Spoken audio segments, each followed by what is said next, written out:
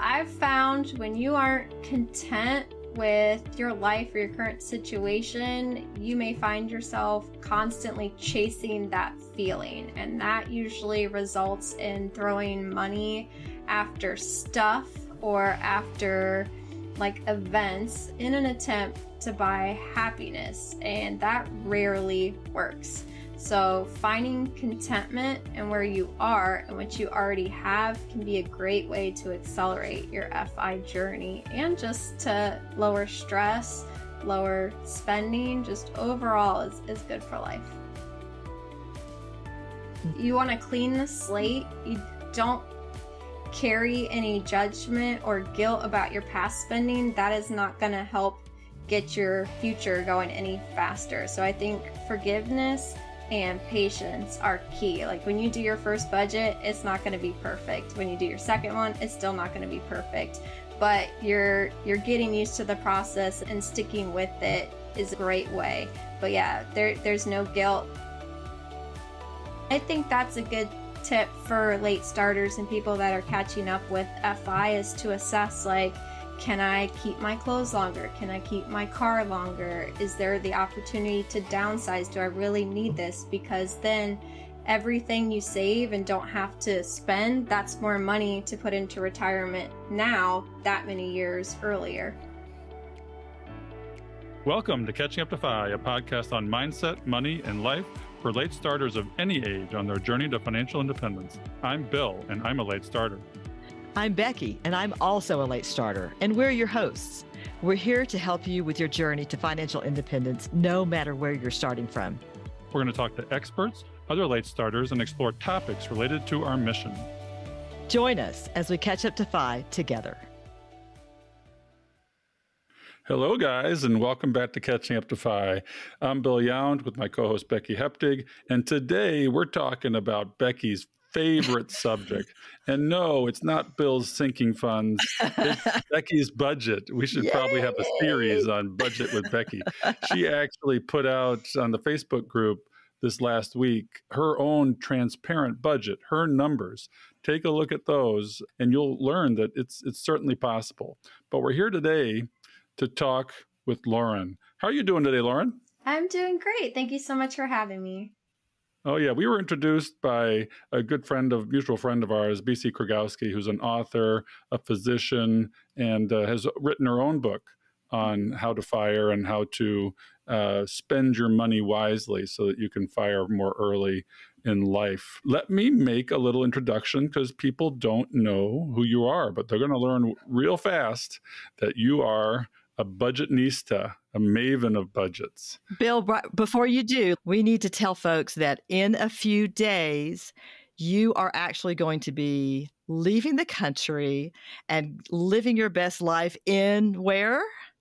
We're going to Morocco for my wife's 60th birthday. Oh, nice. That's right. Yeah, that's right. And you'll be glad to know that there's a large sinking fund that's taking care of the trip.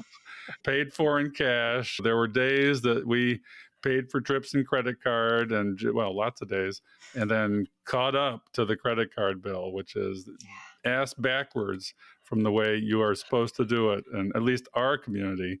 And we're trying to get more people to think this way. So tell your friends what we're doing here. Get those friends outside of the community to join us and learn the FI way to do things as opposed to the paycheck to paycheck way. That's right. So you and Karen have a wonderful time while you're gone. And Mark and I are going to hold down the fort while you're having your best life in Morocco. Yeah, I'm going to do my best to be offline and focused on the present, the moment, and being there with our friends who are traveling with us. Oh, nice. So we're going to spend days in some of the cities and then days in the rural part and the mountainous part of Morocco. And then we're going to spend a couple of nights in the desert in a Bedouin tent, which we're very excited about. Oh, better you than me. No, yeah, I have fun with that. Well, it's definitely glamping. They actually have a bathroom and running water because it's near so we're not going to suffer. I'm at the age 58. And my wife's at the age 60 where we're not sleeping on the ground anymore. I'm not doing that. Yeah. My back can't take it. It's a different season of life. Yes, it costs more, but comfort is worth it, right? That's Yes. right. That's right. And we hacked miles. We hacked miles, so we're flying business class. You too can do that well. And talk to Becky, you'll hack Southwest miles, but we're United Miles people, and we're very fortunate to be able to lay down flat on our trip to Morocco. Oh, I'm jealous. I was totally jealous.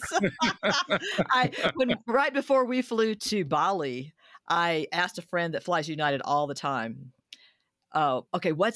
He flies a lot. Not that he flies United, but he flies a lot all the time. And I said, what is the secret to these long haul flights? And he said, Polaris class. And I went, okay, you're no help at all. Well, you were vertical most of the way there, right? Yes. Our seats did not lay flat. They were nice seats, but they did not lay flat. So, yeah, right, I'm totally jealous. All right. So here we go with Lauren. All right. So Lauren grew up in a family surrounded by accountants. She learned from prepping 1040 returns at a young age that she did not want to follow the family trend. She ended up becoming a bookkeeper instead, working in finance and helping small businesses since her teenage years. Lauren has always been fascinated with numbers and patterns. With over 15 years of experience, she's excited to take the knowledge she's learned in industries spanning aviation, investment firms, motorsports, Becky, and retail. Focusing on where her true passion lies, personal finance, sole proprietorships, and small businesses. She's a previous Financial Peace University coordinator and loves helping friends and colleagues with personal finance questions. It became an inside joke at her last corporation position that an unofficial employee benefit working there was free access to Budget with Beltz, which has now become the Budget Brigade. And we'll talk about that. Lauren splits her free time between her two passions, money and stories. When she isn't working the analytical side of her brain at the Budget Brigade, you can find her spinning up her creative side, writing and editing at Lauren Beltz Writes. My friend BC Krogowski introduced me to Lauren, and she reached out to us on Catching Up to FI on the website last fall and told us about her passion for FI and budgeting. This has been a long time coming, but we finally found the time, so we are glad to welcome Lauren Beltz to the show. Thanks so much. And I'm so glad to be here today talking with you. Well, this is our second episode on budgeting, but we wanted this in sort of the first quarter of the year so that people could get their act together and spend the year prospectively thinking about their money. Mm-hmm. But take a moment here, Lauren. Tell us a little bit about your background, your passions, and your financial story and journey.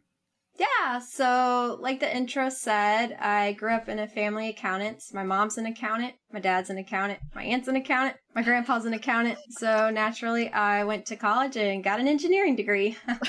And that is actually where I met my husband. We met as like broke college students trying to get by on the least amount of student loans possible.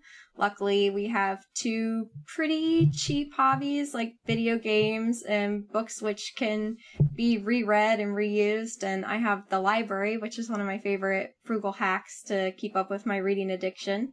And then I spend a lot of time writing. We love to travel. So when you were talking about Morocco, I'm looking forward for our 10th anniversary next year. We have already done sinking funds for our trip to Norway. So we will also be going Viking. We're like, do the big trip nice, and then we do the rest like Carnival cruise the rest of the time. But we will be sitting vertical the whole way to London and back from Oslo, but that's all right. Well, I haven't been to Norway yet, but I know from the pictures it's absolutely beautiful. Those fjords and the small towns, I know you'll have a fantastic time. Yeah, we're going to chase the northern lights. We kind of pushed it around the anniversary, so it's going to be really cold for Floridians, but it's going to be a lot of fun. Yeah, well, off-season travel is cheaper, right? Yes, yep. It definitely was. And so, yep, that's us. And then we are dinkwads, which is the new term we learned. So dual income, no kids with a dog. And our dog, Starbuck, is now affectionately known as the Budget Beagle. I saw his picture on your website.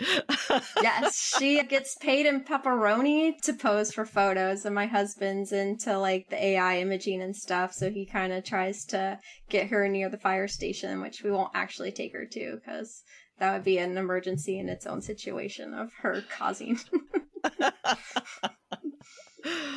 my goodness. So you said you got an engineering degree. Yes, I worked in I never worked in corporate engineering. Like, I could tell I was not a sit in a cubicle kind of person. Mm-hmm. I worked for a company that designed DTG, so direct to garment printers, for a while. But I really wanted to get into motorsports. So I knew when I went, I had kind of asked people, and they're like, anybody can get a PR degree. Marketing's going to be harder. You want to get an engineering degree. So I went to engineering school without actually knowing what an engineer did, just because I wanted to play with race cars. And so I was very fortunate. It took a couple years of just sending in resumes, kind of pounding the pavement, but I got that opportunity and that and I really got to enjoy my first stint of my career working in that. It was a lot of fun, and it's a lot easier in your 20s. So I'm glad I did it young. Well, you may not know Becky's story, but she has a passion for race cars. Yeah, I think you mentioned a little bit. Is it a Porsche that you race? Yes. Nice. We literally don't race, but there's, to folks on the outside, there's not a big difference. But we drive high-speed driving events at the track. Nice. So we just drive under a different set of rules is all. But yes, Stephen has an older 911 Carrera that he drives, and I've got a Cayman S. So, yep. And then you and I were talking about Indy earlier before we got on the recording, and Stephen and I are following Formula One. So, okay. Yeah. My dad grew up and lived in like Speedway and Bluffton, Indiana. So we're IndyCar people at heart. Yeah. Awesome. Well, Becky is Phi, and she lives the Phi life, but she still drives Porsches, which is fascinating because, just like Ramit Sethi says, spend lavishly on your passions and then be frugal with the rest. And as Paula Pant says, and we just talked to her, that you can afford anything, as Becky does, but not everything. And I look forward to the Paula Pant interview. But we're here today with our friend Lauren, and she's the fire person, but she has a unique thing called the fire ladder. And we want to take you through that today because it's a very easy path to follow. And we got, 8 rungs here, Lauren? And you just get us started and tell us about rung 1. Yeah, absolutely. So rung 1 is to ignite your journey. You want to determine your goal, and that will help you build motivation to reach it. So your goal is kind of, what do you want from life? Not even just from money, not even retirement, but what vision do you have for your life, your career? And on the finance side, like, what are you hoping to achieve? Because money is great, but money is a resource that gets you to where you want to go. It shouldn't be the finish line. So I hear a lot of people say, like, I want to be a millionaire. And it's like, okay, why? Like, what do you want to do with that $1 million? I don't know. It would just be nice to have. And it's like, okay, well, that's hard to get to if you don't have a good motivation why. So we really start with having a goal because we think that's a great way to reverse engineer your path to get you to where you want to go. Well, you talk about the why, and this is really the why of Phi. We don't think about it a lot. We don't think about the why of what we want to do, what we want to be, what our personal goals are too. And just like you said, without a destination, you have no direction, right? Yeah. Yep. And those goals can be different. Right now, we have 2 current goals. One is to kind of, and I love this phrase, own our time, not just our stuff. And that takes money, but our motivation is we want to never have to worry about paying our bills. And then this kind of created mini goals of building up a substantial emergency fund for my personal peace of mind. So we have closer to like 12 months versus the normal 3 to 6 months people recommend. Goal was to pay off our house so we didn't have any debt or obligations. We could live cheaper, afford more opportunities. And it also means we're ensuring we always live below our means so that if one of us has a job loss, we can stretch to make it work. And then, of course, the big one is financial independence, but that's kind of our why behind it. And the other main goal for us is we want to move out to Red Rock country, which is one we're actually currently in the process of, which is exciting. Your goals can change as you go and as you hit different ones on your way up the ladder. So since we maintain that stability of financial freedom, that involves a lot of spreadsheets and planning to make sure we account for like cost of living adjustment so that we're realistic with where we go. Like we love Colorado, but we have more a Loveland budget versus a Boulder budget or a downtown Denver budget. And we want to be able to do that, move in cash without touching our emergency fund or our retirement accounts. Yeah, I mean, you may even move to the capital Phi, Longmont, right? Yeah. And you'd be a perfect addition to that community. That's where Amberley Grant is. And Becky, this is going to have aired after Becky's gone on the FinTalks cruise with Amberley and a lot of the capital of Phi out there in Denver and Colorado, with 60 of their best friends on a cruise with FinTalks, right? That's right. That's right. And so you've got Carl and Mindy out there and Pete. And yeah, there's a lot of folks out there. You would love it. Yeah. But I'm excited for you to come to Colorado because you and I can meet in person. Yes. Yeah. Talk more budgeting. I always love seeing other people's methods. So, Lauren, one of the things you mentioned was your goals, and I love that. And that brings up the point of not everybody's goals are going to look the same. There's not like this template of goals that somebody can go look at.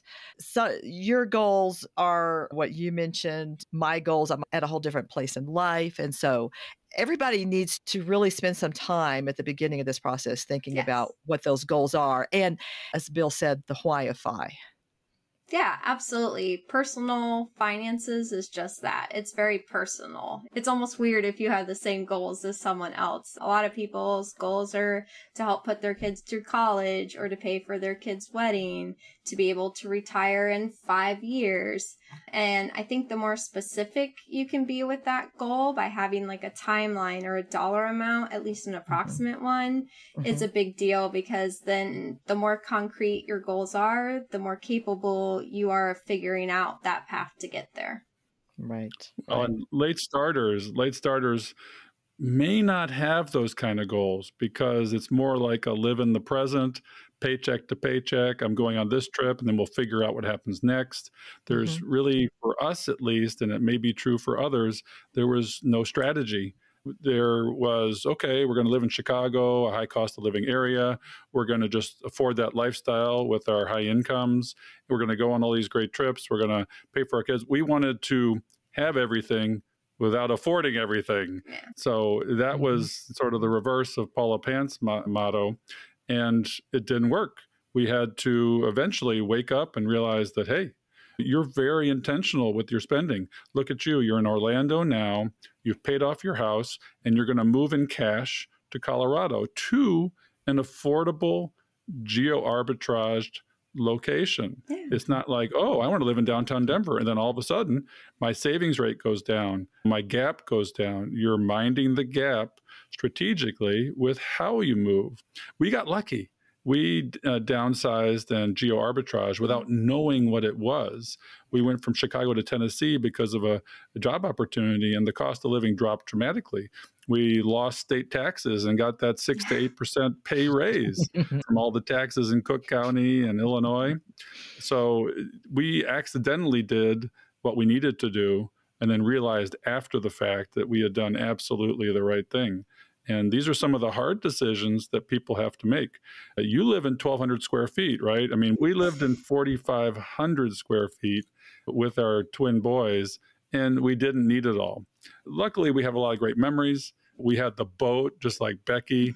We had all the trappings of the high-end lifestyle without knowing when we're taking care of our future selves and knowing when, hey, we want to retire someday. And then we woke up at 50 saying, it's close. We got to do something about this. And we've been making great headway.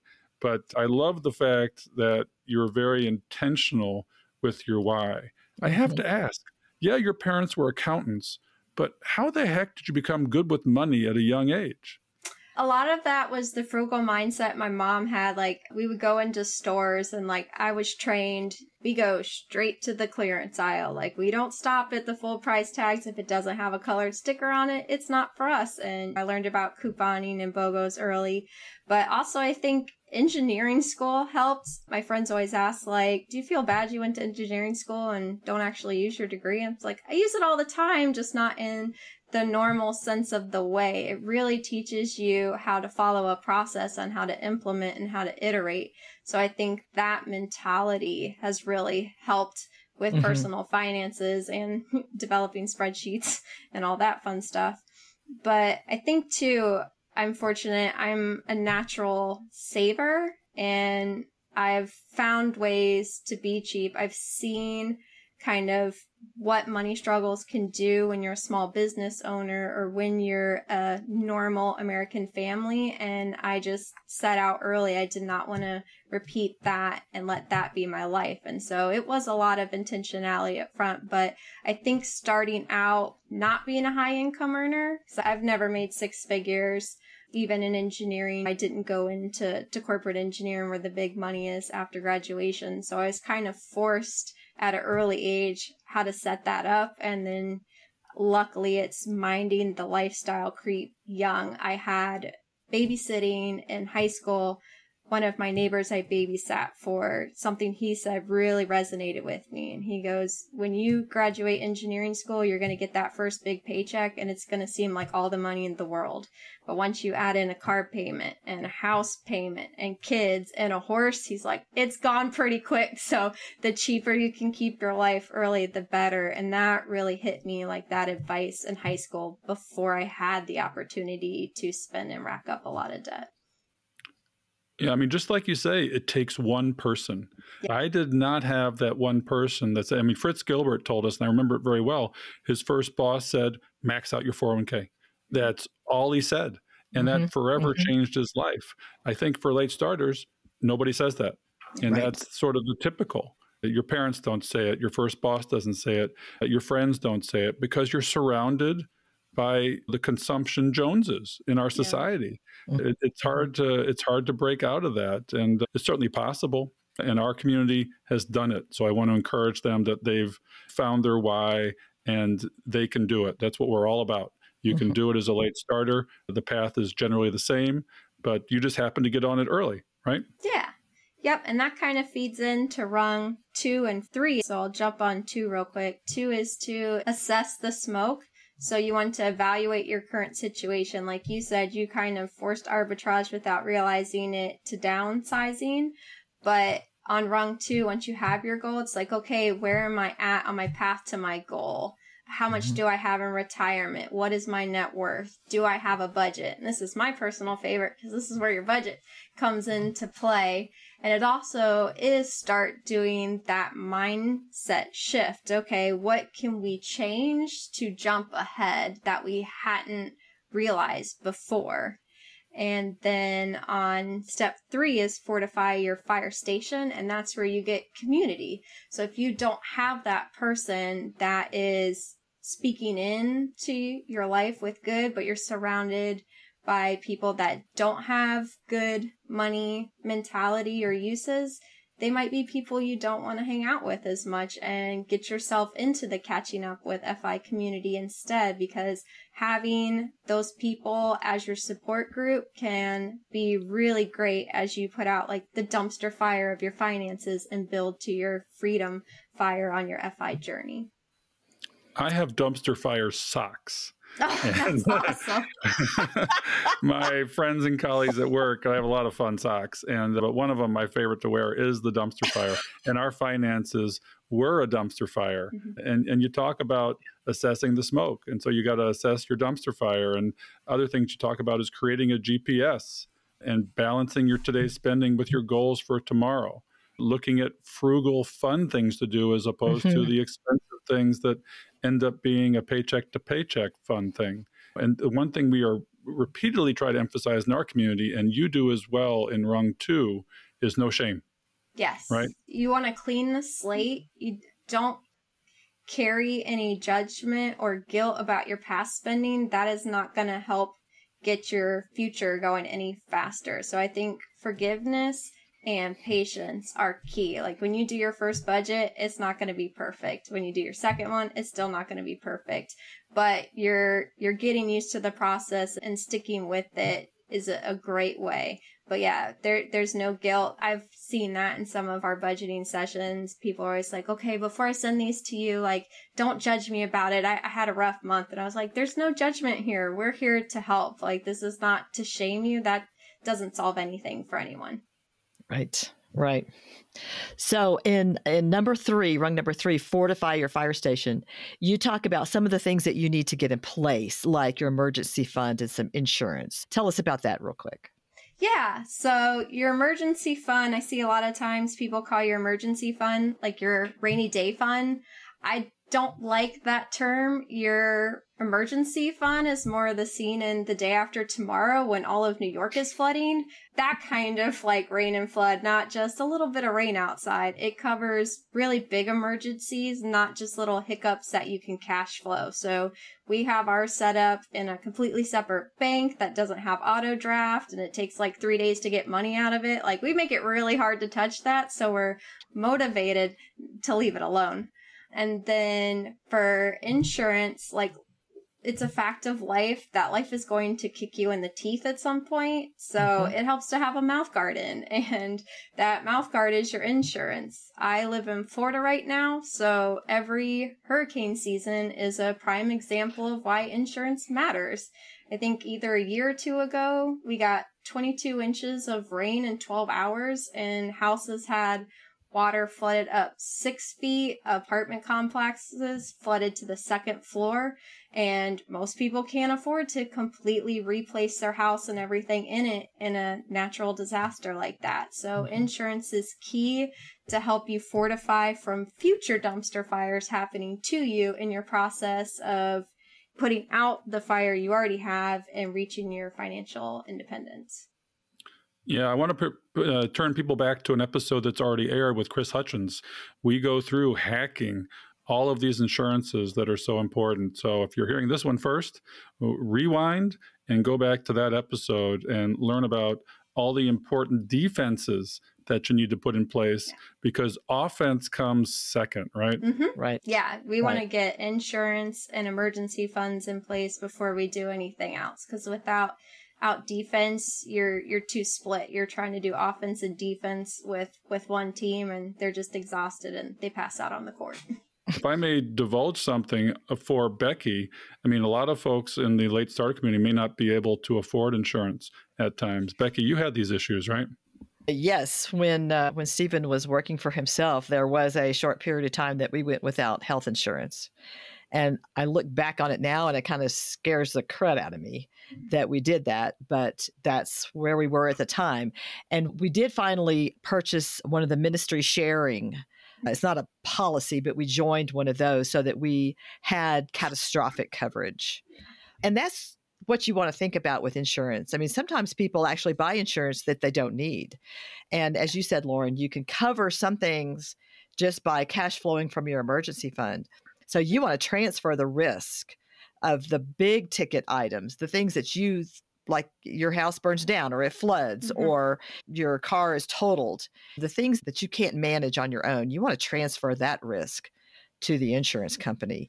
And one of them that we talked about with Chris was long-term disability. And that's something that in younger folks, they don't really think they need, but you're more likely to become disabled than a lot of other things that could happen to you. So there's certain insurances that you really need to have in place, and then some that you may be paying for that you actually don't need at all.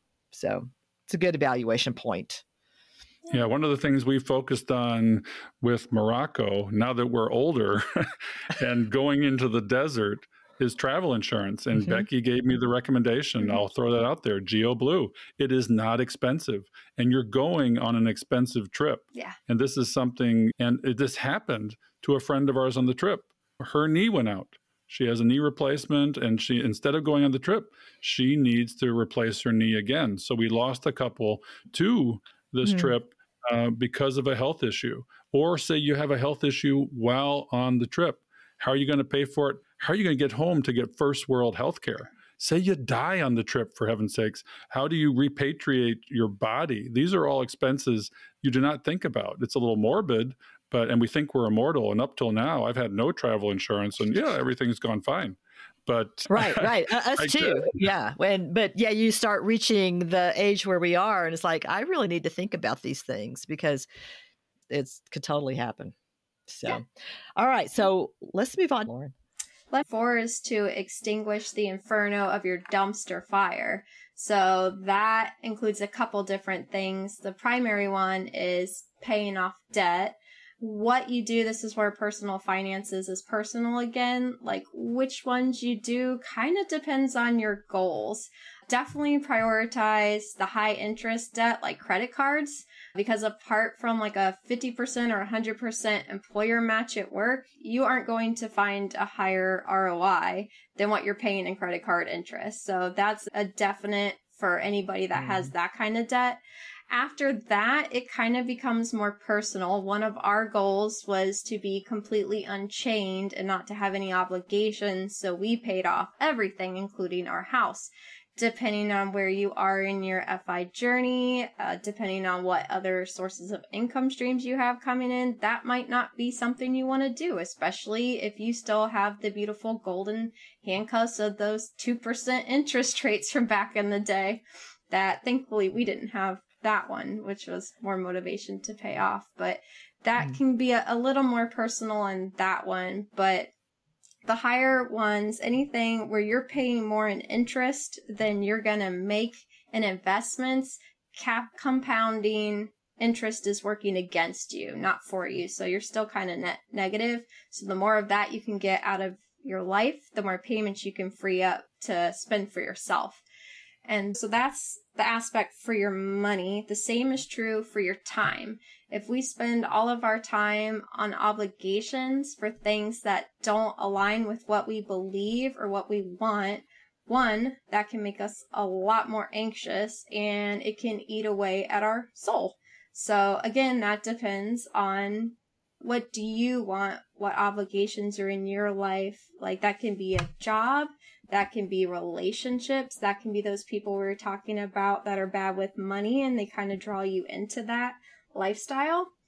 And I realize at this point, if you're in a lot of debt and you're at the beginning of your catching up with FI journey, like you might not be in the position to just leave your job if it's not serving anymore. Sometimes there is a hustle and grind at the beginning. So I do appreciate that, but it's something to start being mindful of at this point in the journey. And not every job that you leave is going to take a pay cut. You might actually end up with a better opportunity with a better balance that pays you more. So it's something to start exploring, even if you can't capitalize on it just yet. Yeah, we like to talk about the efficient frontier of the risk reward of investing, where for more risk, you get more reward. And in some ways, there's an efficient frontier of debt management, where for the high interest rate debts, you have a lot of reward. And the reward moves down as you move up the risk spectrum where the risk becomes less. And there's a parabolic or partially parabolic efficient frontier, and you can take it to the negative side and do the same kind of thing with the efficient frontier and realize that, hey, let's take care of these things. Because there's basically a 0 to 5% low risk, low interest rate position where maybe that's your mortgage. Maybe you can hold off on that and earn more, just like you said.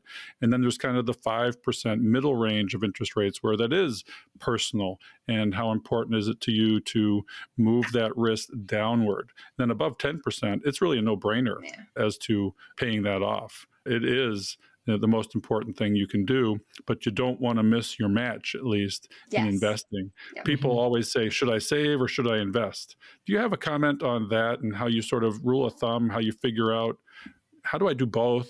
Should I do both? Or how does that look for saving and investing simultaneously?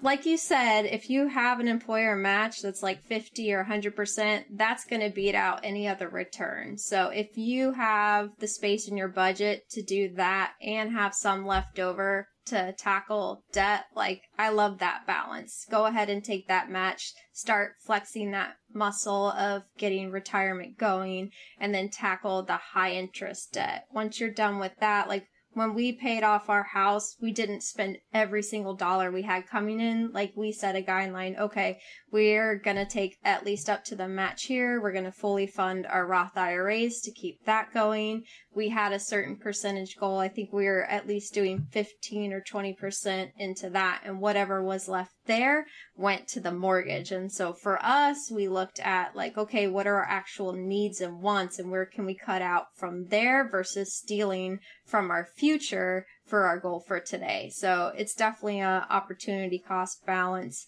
but we tried to at least capitalize on some of the tax advantage, and 1,000% took the full match that we could get at work. Mm-hmm. You mentioned the term opportunity cost, and I had no idea what this term is, and a lot of our audience may not understand it. For example, I think Warren Buffett talks about the opportunity cost of buying a new couch when his wife asked for one. Mm-hmm. What does opportunity cost mean, and what is the real cost of a thing? It's funny. We talk in our house, it is pizzas, PlayStations, and we were going to do Teslas, but we lose the alliteration, so we went with Pontiacs. But like, and a lot of times we'll equate it to our job. Like if we're assessing, should I buy this? It's like, how many hours of work is that going to cost us? Like, how many hours of work do I have to do to be able to afford this thing? And then for other things, it's like, okay, this purchase costs us 5 pizzas, or this purchase equates to a PlayStation. Like those things that we're a lot more familiar with, that have a dollar sign kind of saved and ingrained in our brain.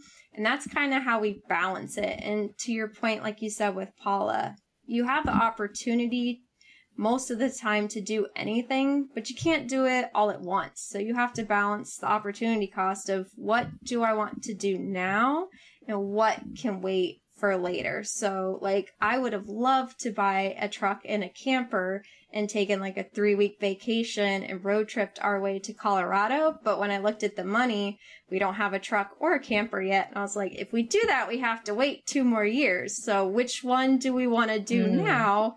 Or do we want to wait and do both? And for us, the move was more important. So we're like, we'll get the camper once we get settled and out there. There will still be plenty of opportunities to vacation later. Yeah, an opportunity cost really, and the true cost of a thing is the compounding of that money you spend now. And that's why Rob Berger talks about in one of his episodes that a car is a true fire buster. Oh. If you're going to buy the $40,000 car or more, as opposed to the $10,000 to $20,000 car, you're losing out on the compounding of the difference for potential, 20, 30, 40 years, which becomes a significant amount of money. So you've got to think about what's the total and future cost of the thing I'm buying now. Right. Yeah, and I think that's a good tip for late starters and people that are catching up with FI is to assess, like, can I keep my clothes longer? Can I keep my car longer? Is there the opportunity to downsize? Do I really need this? Because then everything you save and don't have to spend, that's more money to put into retirement now that many years earlier. Mm-hmm. Mm-hmm. And I am passionate about getting rid of your debt because, I mean, up to possibly your mortgage, I don't have a problem with people keeping their mortgage if they feel like that is what's going to work better for them. But oh my goodness, all that other debt is like, it's just, to me, it is a retirement killer. If your money comes in the door and it immediately goes out under somebody else's name. Yeah. So it's too, like, it's a lot of extra stress. And with everybody, like, more and more people are feeling burnout and anxious. And I think those two are probably correlated. So that was one of our reasons for getting rid of debt, is it just, we sleep better at night. Right. No, I fully understand that. Yeah. It has a far-reaching effect, more than people think. I mean, and especially when you buy a car or anything large, then the salesman is looking at whether or not you can afford the payments. And that's the way a lot of people look at things. And we did that in our earlier years. We did that. If we could afford the payments, then we could, quote, afford the item. I'm doing air quotes here. And which was not at all the way to evaluate a purchase. Buying a car in cash, that'll make you appreciate, like, I don't really need that. So that was a real learner when we bought our last one, because the one I had in college, like, our cars are 10 years old. So mine's still the one I had in college, and that one I bought in finance, like on a loan. And I still got it cheap because I was in college and didn't have much to get with. But when we bought our cash car at the dealership, there was a lot more like, we'll wait, like, can you give us a better deal? Because I'm about to hand you a really big check, and that hurts. Like, that hurts a lot more than a payment coming out of our account. So it does make you more mindful of where you're spending as well. Absolutely. Absolutely. All right. So now let's go on to rung 5. Establish your flashpoint. Yeah. So once you've put out the dumpster fire, now you get to transition and start building your freedom fire, which is probably everybody else's fun part. Most people aren't as excited about the budget as I am. So this is where you establish your flashpoint. You want to decide, what is your future gonna look like? And this is where you start putting the money to it, and where you really start assessing those opportunity costs we just talked about, like either moving up in housing or down in housing or changing jobs. Knowing what you want, where you're at, and what you're hoping to plan for can help you better assess those options and opportunities. And this is where, again, it's very personal, because what you need to make your fire vision a reality is vastly different from someone else. For example, if you're planning on a fat fire retirement, that is very different and how much you need to save intentionally versus a lean fire, or someone who just wants normal financial independence, especially for late starters. Like, the retire early part isn't as much in the equation. It's like, what kind of lifestyle do you want to have in your retirement? And then, okay, what do we need to start saving that? So you're matching your goals with your vision for that financial independence. All right, let's try and move through the remainder of our rungs a little quickly, because we want to get to the mechanics, right? You are a mechanics engineer on budgeting. Ring 6 is fuel your future, save for retirement, and align your career. This is where the rubber meets the road. You figure out your savings rate, and then this is typically the honeymoon phase where you're like all on fire. And I remember being there and it's like, yes, I got this. We can do it. And you get your plan up and running, and then you hit the middle. But tell us about when you get your plan up and running. What do you need to do? Yeah, that starts with your budget. Everything for me starts with the budget. You need to figure out, get an idea of how much you need to save, like a percentage a year or amount a month, and get that put into your budget. We like to set that up on automatic payments so that it's always coming out, and we always throw whatever's left at the end of the month into like our savings. But for the retirement portion in the tax advantage plan, like, that is always one of the top ones, after we made sure we're taking care of transportation and like housing and food to make sure we can work and we don't starve, we don't end up homeless. Like, that's the next one that we budget. We know the money's got to go to the Roth. The employer match gets taken out before we even see it, which is a great way to make sure we don't spend it. So we kind of make sure we're paying ourselves first and paying it like an automatic bill to ourselves instead of someone else, which is really nice. And when you pay down your debt with the remainder after that, that's what happens when it's gone. Is what I found is, all of a sudden, that's what goes to taxable savings. You transition into that, down these savings buckets. We call it a cash flow waterfall. And we did a great episode with Sarah Catherine Gutierrez on cash flow waterfall and what are the priorities of savings and how does it flow down to the next one. So I encourage people to go back to that episode. Yeah, and as you're getting closer to when you want to retire, that's where you start saving more in cash too, so you can ride out those waves in the stock market as well. Like, it won't be your emergency fund, but you'll probably want to have like a year or two saved up in cash. So if your investments are down 20%, you don't have to pull them out while they're down. You can use your cash and ride out till they come back up, and then you can skim off the gains. Right, right. We're in that stage of the game where basically we're doing a barbell allocation where all of our retirement's going to stocks, but at the same time, whatever's left over and taxable, we're putting to cash. Yep. Mm-hmm. So yeah, we're not buying bonds. Not a great time to do so, but we're buying stocks and cash because we're at the point where we need that cash buffer. So we're building that up on one end of the risk spectrum and on the other end of the secure spectrum. Mm-hmm. People will get to that point, but it takes a little work. Mm-hmm. Right. And in rung 7, this is not necessarily about the numbers, but it is still extremely important. So tell us about rung 7. So this is where you stoke the flames. You kind of bring your family and your friends, your kids into the journey with you. And I think that's another great way to help you succeed. Like, you've built your community early, but you can have an accountability partner here that, especially if you're single, who's kind of on a similar path, just keep checking in with and to celebrate with. And I'm a big believer that you get out of life what you put into it. So if you're willing to share your journey and what's helped you succeed with others, like you guys do with the podcast, others are more likely to help you when you need it as well, and to save you from future pitfalls, whether it be money or something else. Ours was car troubles recently. Yeah, and what we find that our community on Facebook, which is growing exponentially, is a great place to do that. Yeah. It's a safe place, and people are being transparent with their emotions, with their numbers. They're asking great questions, and we have a lot of experts in the community that just want to help. And we have these long threads now of somebody asks a question as an anonymous member, which is fine. But I think personally, when you come on as yourself, and you give that up where it's that you're vulnerable, then you have the most to gain, I think. Right.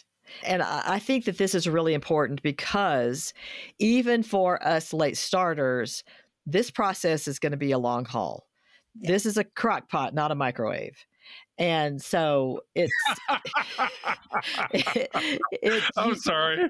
I haven't heard that one before. This is a crock pot, not a microwave. Is that one you make up?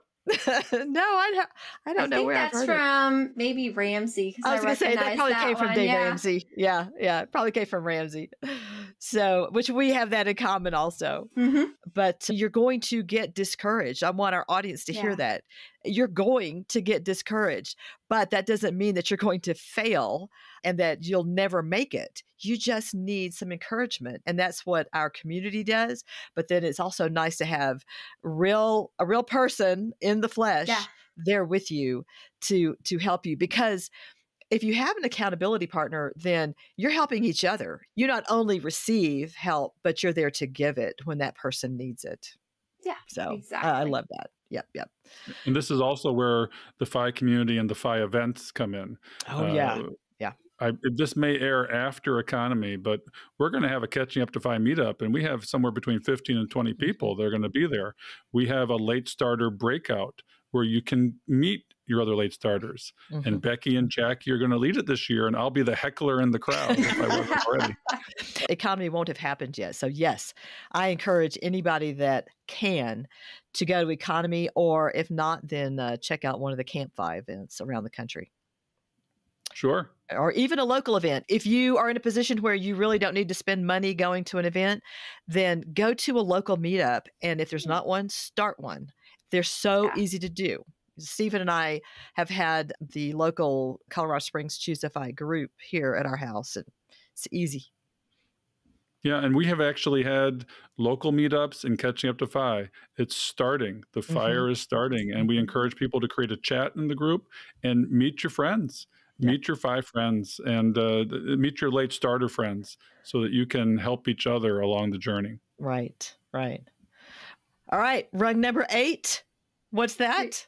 You have achieved your fire, or for Catching Up with FI, you've achieved your FI. So you are at the top, you have climbed the ladder, you are free. So make sure that you celebrate it, but also be mindful to stay the course. Like, I still recommend budgeting here to make sure that your bowling ball doesn't suddenly swerve into the gutter from mismanaged spending. Mm-hmm. My wife still uses bumpers.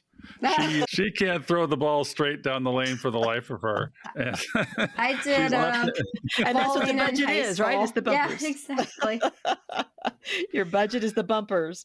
And so right. That's where we want to go next, is talking specifically about the budget, because for Lauren, I know for you and me both, that's the basis for how we get all of this to work. Some people don't like budgeting. Some people do. Some people do it reluctantly.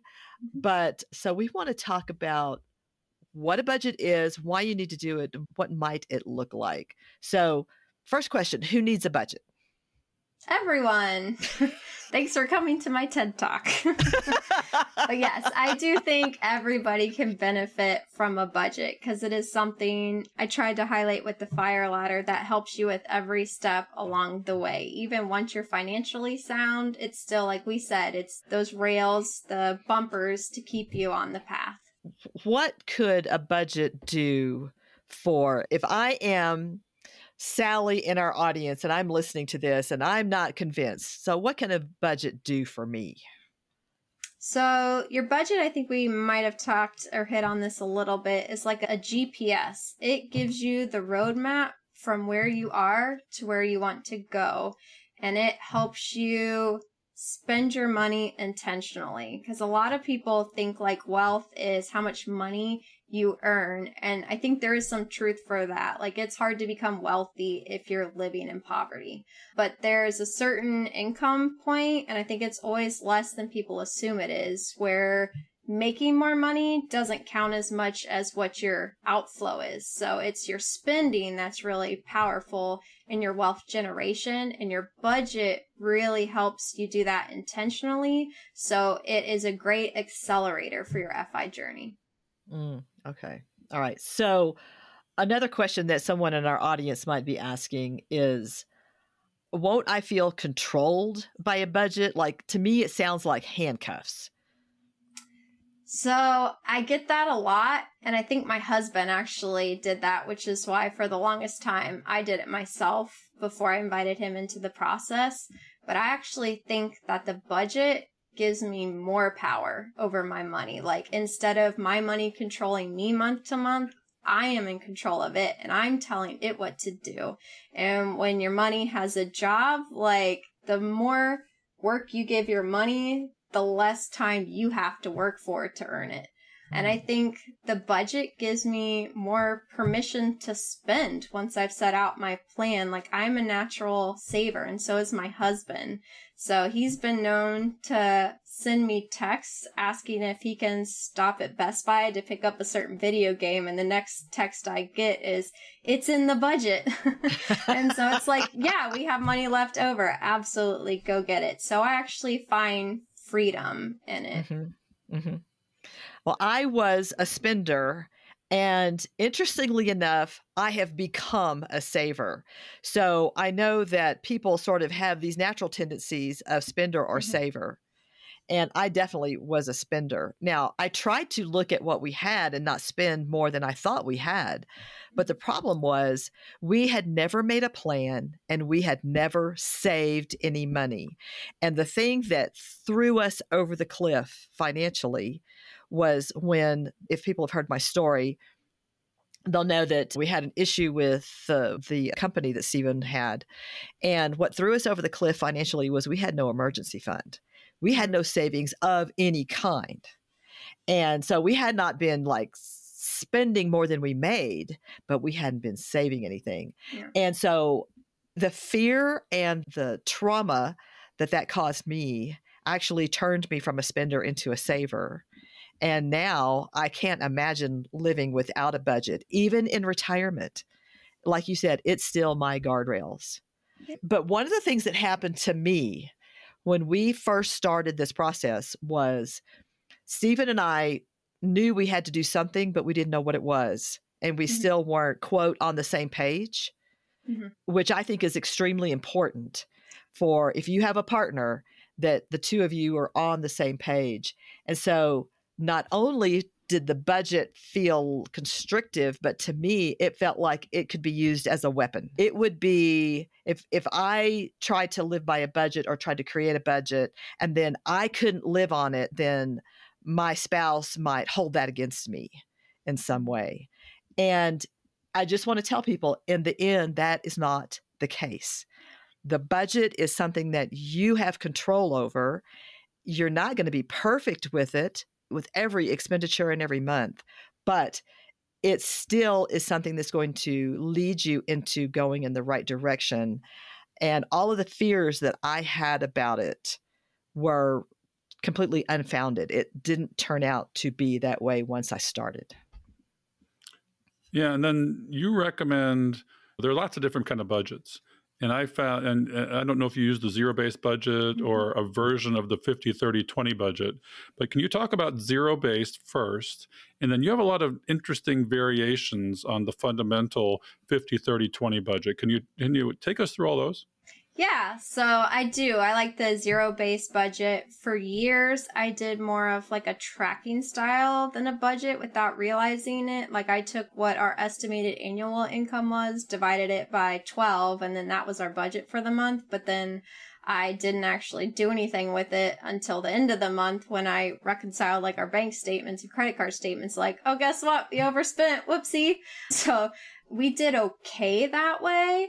But when we switched to the zero-based budget, it was like a light switch. And that is really what propelled us and helped us pay off the house like a year and a half earlier than we thought we were going to. And it has accelerated our overall FI journey. So with the zero-based budget, you take your income minus your expenses, and every month for that specific month, it equals zero. And that doesn't mean you spend every dollar that you make. A lot of that for us goes into savings. So we have a line item for our Roth IRAs. We have a line item for my individual I-401k. We have a line item for our Norway Sync fund. We have a line item now for our Colorado Move fund and house fund. So a lot of that can be savings, but every dollar gets a job and you give it the marching orders and then it goes to work for you. And then, like you mentioned, the 50-30-20 budget is kind of a staple in personal finances. That's 50% wants, 30% needs, 20% savings. And I think that's a good baseline if you're brand new and haven't done a budget before. But like we've talked about, personal finance is very personal. So for a lot of situations, it doesn't fit the bill. If you're catching up with FI, you're probably gonna want your it's 50% needs, 30% wants, 20% savings. So you're going to want your needs to be less than 50%. The smaller you can make that, the more money you have to pivot to savings. And so you really want that savings to be higher and your needs to be less. And we see that case, like I think I have the example of Octomom. Like Octomom's gonna have higher needs than other people because she's got 8 kids to put through school. So their wants might be a little bit smaller and their savings will probably be a little bit smaller. But the savings one is kind of the one I like to put in glass and have like a break in case of emergency, where I try to keep that at like 15 to 20% just so we're not stealing from the future to fund the present. But then in different situations in life, sometimes it has to adjust, but we try to keep that holy grail at like 15 to 20%. That is your fire alarm when you put it in glass and you break it. Now I have a new term for you. You've got to incorporate fire alarm into your philosophy, I guess. I like that. Do you have any other 50-30-20 variations based on other people's situations? We have one that we coined with the budget beagle. That's the bare bones budget. That is where when you're paying off debt, your basically wants drops almost to nothing. Your savings goes to take your employer match, and everything else gets chunked to that high interest debt. Got it. All right. So, Lauren, I just want to make sure that I'm understanding this correctly because I haven't done one like this before. So it's 50 needs, 30% is the wants, 20% is the savings. Yeah, that's kind Is of that like correct? the standard template a lot of people use in personal finance. Gotcha. And then when you have these different situations, you're adjusting one up and then another has to go down in Yeah. that case, because it's obviously it's all got to add up to 100%. Okay. Mhm. All right. Just wanted to make sure I understood that. And I'm in that tracking mode. I'm in what I call the reverse budget mode, or maybe you call it the anti-budget, where I'm stuck in tracking. I tried using YNAB and zero-based budgeting, and maybe we want to talk about a few apps that we recommend for folks. But tracking works for us because there are months where we have a variable income, and there are months where we spend more than other months. And what I do is savings always comes first, and maxing out savings based on whatever savings rate we need to reach FI as late starters. And then if we spend a little more, then less goes to the taxable account. And I'll, at the end of the month, take as much until it hurts and put it towards taxable. So it does work for us. And I think it tends to work more for higher income earners because we have that flexibility. We have a buffer. We have that bigger shovel. But, and for lower to mid-income earners, I think the standard zero-based budget or the 50-30-20 variations work really well and are critical. So, Lauren, if someone has never done a budget before, how do you start? I like to start by getting an idea of your income. If you're salary, that's pretty easy. You know what you're going to bring home, how many paychecks you're going to have in a month. If you have variable income, like I do now and I've had in the past, I always try to base mine off of what I know is guaranteed. And then kind of like Bill mentioned, everything over that is like fluff. It's wonderful and we can add it to the budget later, but I want to know what's the absolute minimum I have to work with, and I base my budget off of that. Once you know your income, then you start looking at your expenses, and to get an idea when you're doing your first budget, I like to go back and learn past few months of spending. So basically your bank statements, your credit card statements, see where all your money went so you can start planning your expenses with your known regular payments. So like your bills, your minimum payments on debt, and see what you've generally spent in more flexible ones. Like what did we spend on entertainment? What did we spend on groceries? What did we spend on vacation? And then you can kind of use that to make your first budget. Again, the first couple will be hard. It's a bit like riding a bike. You're going to bust it on the pavement the first few months. So I like to pad your budget like you pad your elbows and your knees on a bike. So, and again, give yourself grace and patience with the process. But once you've got your template for your first budget, then keep track of the budget throughout the month to see where you're actually spending it this month. And you had mentioned different apps. You can make a spreadsheet. You can use an app. I like the free version of Every Dollar because I'm frugal. You can do it old school style with a pen and paper. And I say the best budget for you is whichever is easiest for you to maintain and keep up with. And then there are other apps that I'm aware of, and there's going to be a lot more that I hope folks drop into the community. But there's Monarch, which is basically taken over for Mint, which is going away. People use Quicken. I use Simplify, which is a Quicken product. There's also Tiller, which gives you more access to spreadsheets. And then there's YNAB, which is the gospel of zero-based budgeting. And there's lots of resources out there, you included, that can help you figure this out. And there's folks that make a living on creating YouTube videos and how to take you through this and how to deal with special situations. So I'm a big app person. I like to follow them that way and automate that kind of stuff. And I'm not a pen and paper, and I'm definitely not a spreadsheeter. The challenge I have is the spousal buy-in, where my wife turns everything over to me. And to do a zero-based budget with YNAB, for example, they have to be engaged, I think, with putting things in and the cash expenditures and following it so that they know they've reached a max. Sarah Catherine Gutierrez uses zero-based cash flow, where she'll set a budget for the week. say for a food budget. And if they get through their food budget because they go out to eat, they're rice and beans on Sunday. And she's a high income earner. So they just raid the pantry and shop at home, which is one way of frugally shopping. Shop your closet, shop your pantry, and don't go out to eat. Those are the things you have to be willing to do, and you can do them in a fun way. Have a potluck where you have people over instead of going out to eat. So there's lots of creative ways that you can stick to a budget and not make it painful or restrictive. Right. I like those ideas because that addresses my question of, well, what happens if you can't get everything to fit in? So, I mean, obviously something would have to change under those circumstances. You have to start making possibly some hard choices.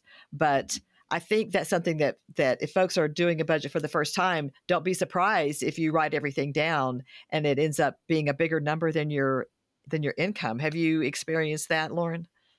Yeah, the first things we prioritize are like the essentials. So your food, your shelter, your transportation to work to make sure you can make that money to come home.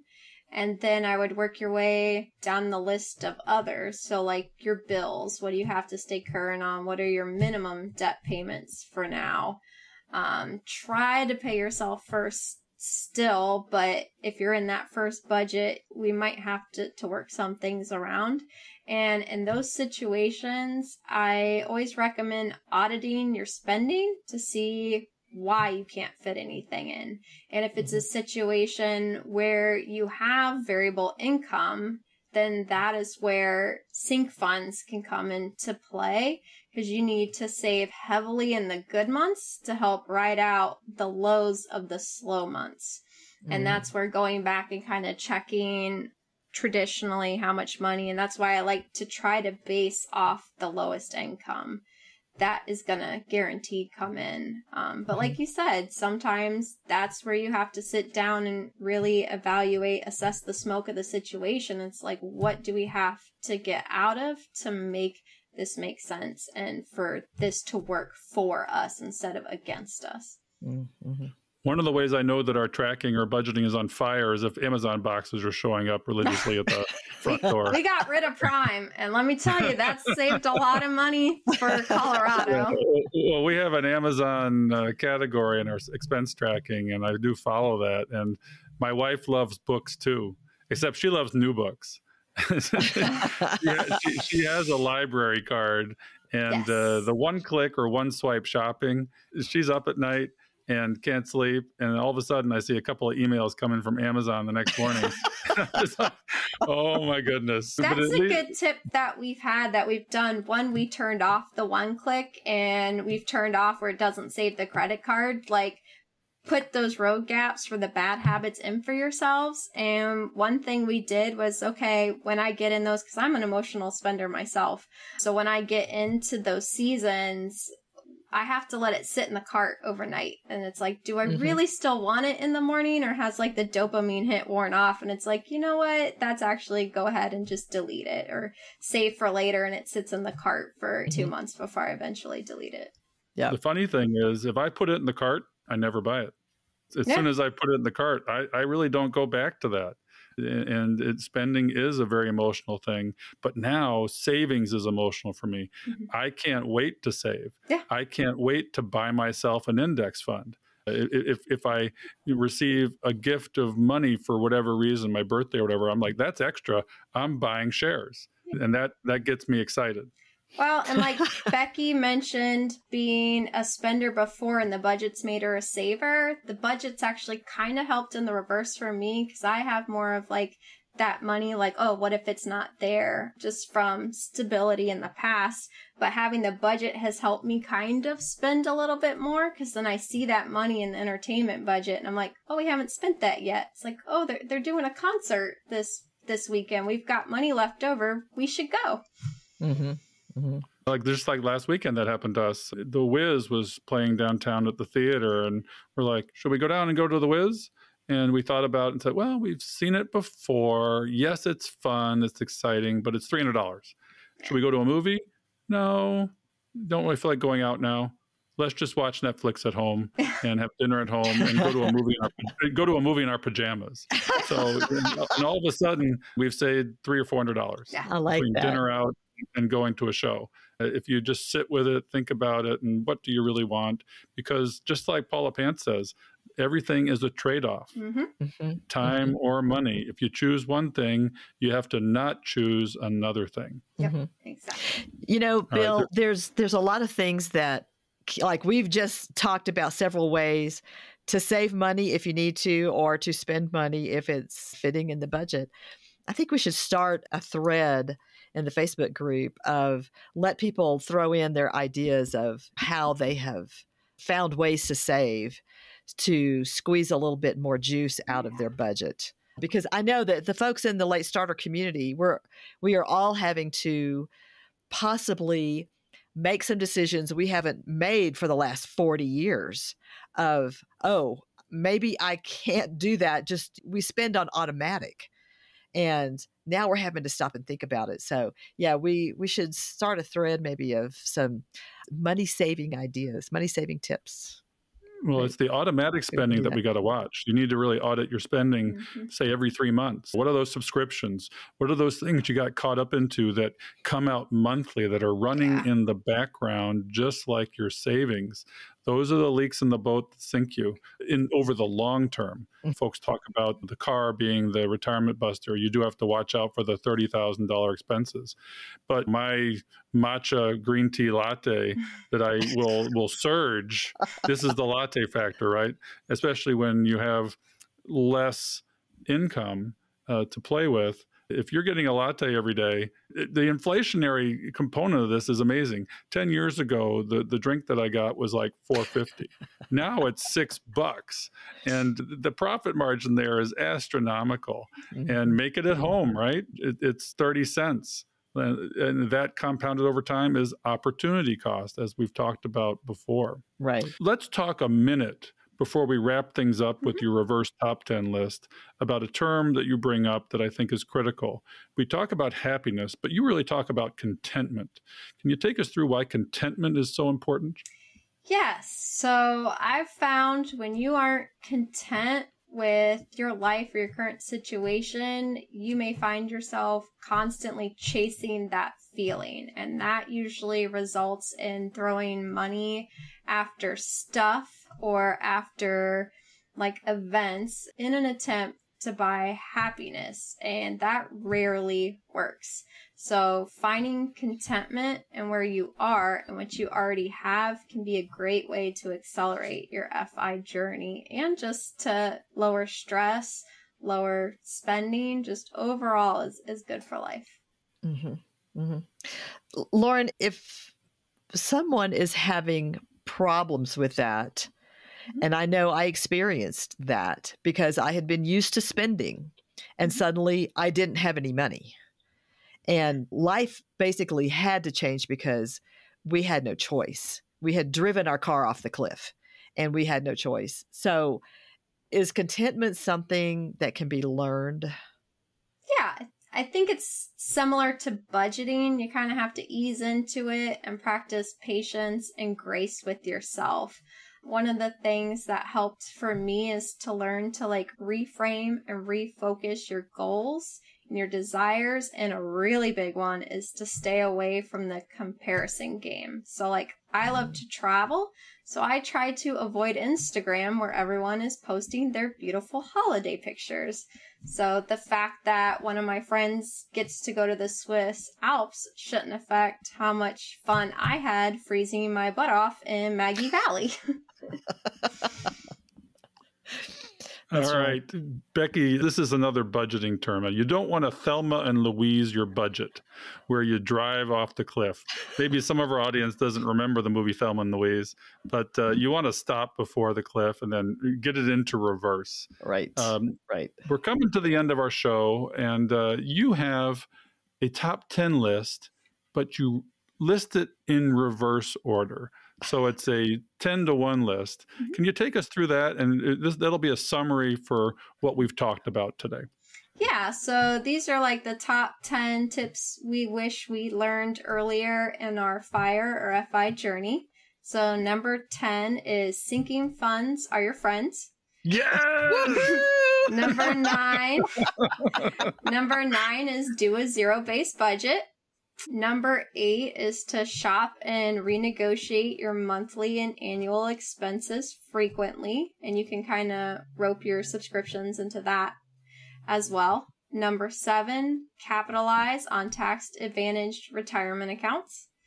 Number 6 is spend some time learning and understanding investments because you don't want to invest in something you don't understand. Number 5, set up your retirement like an auto pay bill to yourself. Number 4, and I think Becky really mentioned this one, both spouses need to be in agreement, both on the monthly budgeting and in the investing decisions. Mm-hmm. Number 3 is focus your money where it matters to you. Number 2 is memories are made in moments, and they usually have a better ROI than any other investment. And number 1, the top financial tip we wish we learned earlier was, while it's great to build wealth, never forget your why. That's awesome. I love it. We hadn't talked about number 2, but I love the memory dividends. We're going to have to talk or try and talk with Die With Zero author Bill Perkins. Mm-hmm. That would be a great guest on the show. Yes. So these, and what's nice or rewarding to me is I think we've touched on most of these in our podcast, Becky. Mm-hmm. Looking at this list, I think these things have been our focus and continue to be our focus. So it brings me joy that this list is something that's part of our mission. Mm-hmm. Absolutely. Awesome. This is great. So, Lauren, tell us, you mentioned that you are about to move. So where are you now? Are you still working? Where are you on your FI journey? Yes. So if you've seen Office Space, we don't have enough money yet for FI to show our pieces of flair and walk out the door, but we're on our way. So we're in those rungs 6 and 7 on the fire ladder. I was able to cut back last year on my hours and shift jobs. I get to work remotely now. I actually pivoted careers completely, which has been really fun, working in content creation and education. I was able to start the Budget Brigade. And so with our house paid off, we've been able to do a lot more of those opportunities. And so we are also in the process of reaching that first of our big goals of moving out west. So we're really excited. Nice. Tell us a minute about the Budget Brigade, because I think you do coaching. I think it's part of your side hustle, which maybe you want to be your main hustle. But tell us about your website, the Budget Brigade, and what our audience might glean from it. Yeah, so our main hub at the Budget Brigade is thebudgetbrigade.com. We have articles about budgeting, about frugal fun, financial advice we've learned from pop culture, because I'm a bit like Bill. We spend a lot of time just staying at home, eating dinner, and watching a lot of Netflix and TV. And then we cover other stuff like retirement, advice for entrepreneurs and small business, since I have that background. We do coaching for budgeting sessions as well for people that are really stuck and just need help with that first budget, getting into the process. Well, I think that sounds great. And I know that you have probably helped a lot of folks. And I'm encouraging our audience to definitely check out the Budget Brigade. And so where can people reach you if they want to reach out? Yep. So the website's the main hub. And again, that's thebudgetbrigade.com. We also have Instagram at Budget Brigade. And then we have a Facebook group that is the Budget Brigade, which is facebook.com/groups/Budget Brigade. But you'll see our little icon and our slogan of turning dumpster fires into freedom fire. That's awesome. That's awesome. Well, let's not smash and pull the fire alarm. Let's follow the lessons that we've had today. We want to thank you from the bottom of our late starter hearts for joining us today and taking us through budgets for 2024. Don't forget to look on the Facebook group where Becky has transparently shared her numbers. We encourage folks to be transparent in their journey because it will help people trust you and find an accountability partner that you lock hands and work through this together. It's what we're all about. All right. Thanks so much for being here, Lauren. Thanks we look again forward to for talking to you having again me. soon. And thanks for reaching out. Thanks to BC Kragowski for connecting us. And good luck with your move to Colorado. I'm a little jealous because my kids are both in Colorado. We got married in Colorado. Tennessee is great. We do dream of the mountains, though. So you have to let me know when you get here. Absolutely. And thanks again for having me. Awesome. All right. Till next time on Catching Up to Fi. Thanks again, guys. We hope you've enjoyed this episode of Catching Up to Fi. We would appreciate it if you could leave a 5-star review so that our message can reach others. We are not lawyers, financial advisors, accountants, or tax experts. Please consult your own professional advisors before making any important decisions. Our content is for entertainment and education purposes only. We'll see you next time on Catching Up to Fi.